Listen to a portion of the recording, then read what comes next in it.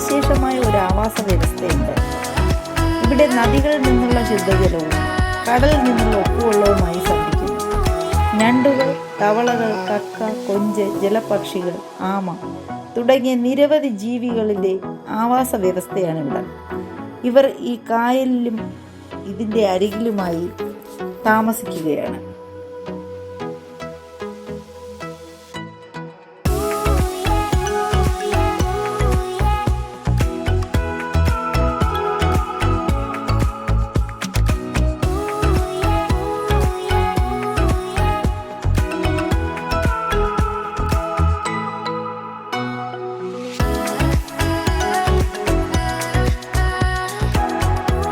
ഏറ്റവും രുചികരമായ കരിമീൻ ലഭിക്കുന്ന സ്ഥലമാണിത്.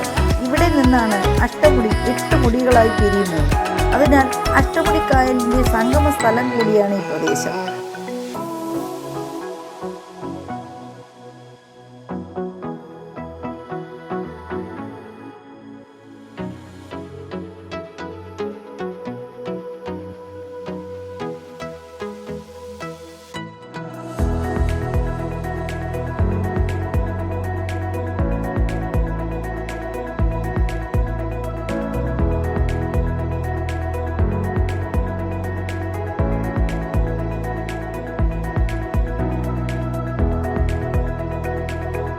ഇവിടെ നീർക്കാക്കകളും ഇരണ്ടകളും യഥേഷ്ടം മീൻ പിടിച്ച് നടക്കുന്നു.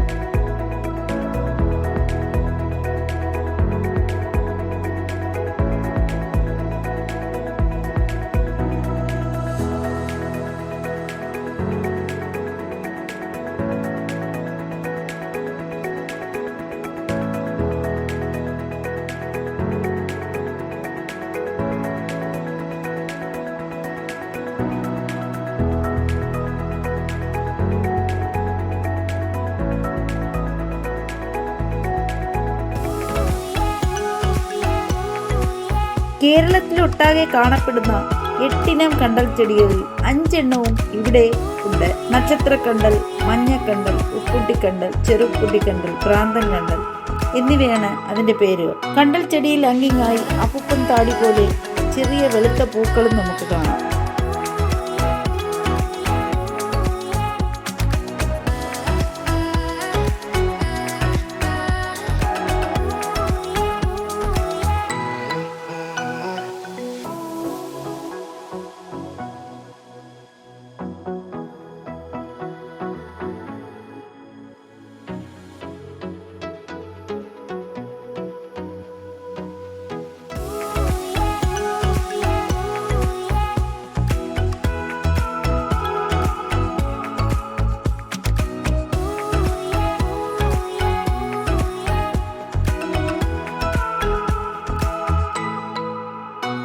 കായലിലൂടെ ഏറെ നേരം കണ്ടൽ ഭംഗി ആസ്വദിച്ച് ഞങ്ങൾ നടന്നു. ഈ കടുത്ത വെയിലും ഈ കണ്ടൽ ചെടിക്ക് നല്ല തണുപ്പാണ് തരുന്നത്. നീലാകാശത്തിന് താഴെ പച്ചക്കുട പിടിച്ചു നിൽക്കുന്ന ഈ കണ്ടൽ ചെടികൾ തണലും ഭംഗിക്കും പുറമെ ധാരാളം ഓക്സിജൻ നൽകുന്നവരുമാണ്. ഈ തുരുത്തുകളെ നമുക്ക് സ്നേഹിക്കുകയും അവയെ എന്ത് വില കൊടുത്തും സംരക്ഷിക്കുകയും വേണം.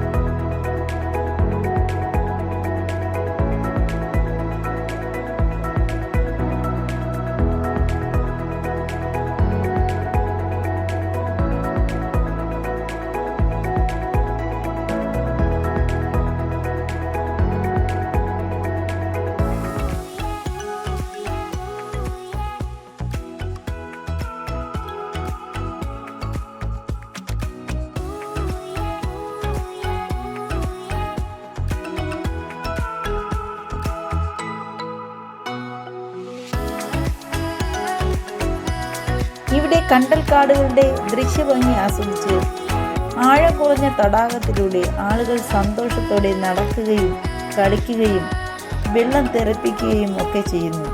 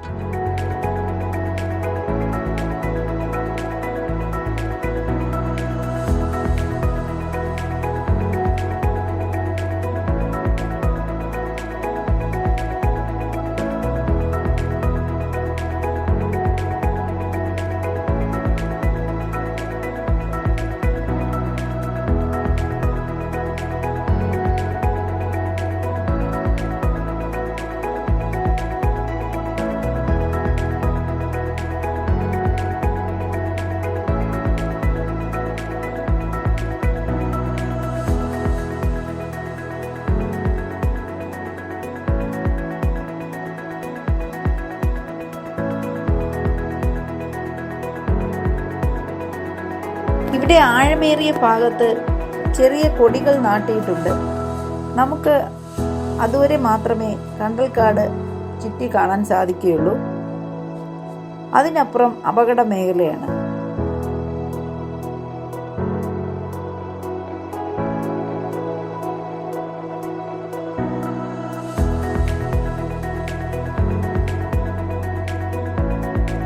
യാത്രകളെ സ്നേഹിക്കാത്തവരായി ആരും തന്നെ ഉണ്ടാവില്ല.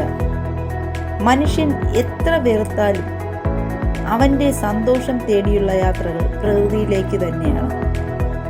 തളിരെല്ല പോലും അടർത്താതെ നമുക്കായി നമ്മുടെ മുൻഗാമികൾ കാത്തുവെച്ച ഈ പൈതൃക സ്വത്ത്, ഈ കായലോളങ്ങൾ, ഈ കണ്ടൽക്കാടുകൾ വരും തലമുറയ്ക്ക് മങ്ങലേൽക്കാതെ മാലിന്യപ്പെടുത്താതെ നമുക്കും കൈമാറാം.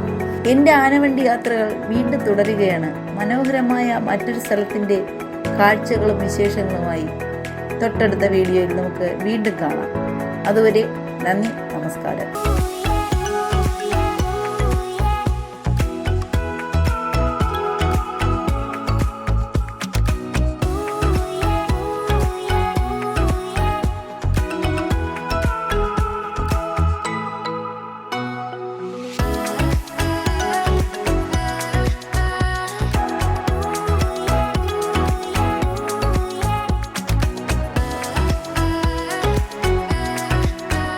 ചാനൽ ഇഷ്ടമായെങ്കിൽ ലൈക്ക് ചെയ്യുക, സബ്സ്ക്രൈബ് ചെയ്യുക, നിങ്ങളുടെ അഭിപ്രായങ്ങൾ കമൻറ്റിൽ രേഖപ്പെടുത്തുക. നോട്ടിഫിക്കേഷനായി ബെല്ലൈക്കൺ അമർത്തുക. ബൈ.